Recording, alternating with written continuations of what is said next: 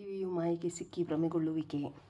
ಪಂಚೇಂದ್ರಿಯಗಳನ್ನು, ಮನಸ್ಸನ್ನು, ಬುದ್ಧಿಯನ್ನು ಚಲಿಸಲು ಬಿಡದೆ ಆತ್ಮನಲ್ಲಿ ಸೇರಿಸುವುದೇ ಉತ್ತಮ ಪದವಿ ಎಂದು ಜ್ಞಾನಿಗಳು ಹೇಳುತ್ತಾರೆ.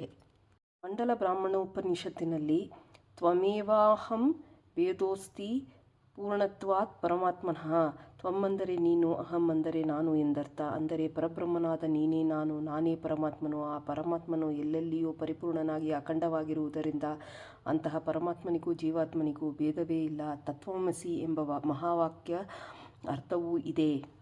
ಈ ವಿಷಯವನ್ನು ಕುರಿತು ಶ್ರೀ ಭಗವದ್ಗೀತೆಯ ಅಧ್ಯಾಯ 13ನೇ ಶ್ಲೋಕ 27ರಲ್ಲಿ ಹೀಗೆ ಹೇಳಿದೆ. ಸಮಸ್ತ ಪ್ರಾಣಿಗಳಲ್ಲಿಯೂ ಪರಮೇಶ್ವರನಾಗಿಯೂ ಸಾಕ್ಷೀಭೂತನಾಗಿಯೂ ಇರುವ ಆತ್ಮನು ಪರಮಾತ್ಮನಾಗಿಯೂ ದೇಹಾದಿಗಳು ನಶಿಸಿದರೂ ತಾನು ಮಾತ್ರ ನಶಿಸದಿರುವ ಸ್ವಭಾವವುಳ್ಳವನಾಗಿಯೂ ಇದ್ದಾನೆಂದು ಯಾವನು ತಿಳಿಯುತ್ತಾನೆ ಅವನೇ ನನ್ನನ್ನು ತಿಳಿಯಬಲ್ಲನು ಎಂದು ಕೃಷ್ಣನು ಅರ್ಜುನನಿಗೆ ಹೇಳುತ್ತಾನೆ ಎಂದು ಕಡಪ ಸ್ವಾಮಿಯವರು ತಮ್ಮ ಜೀವ ಬ್ರಹ್ಮೈಕ್ಯ ರಾಜಯೋಗ ಸಾರಾಮೃತ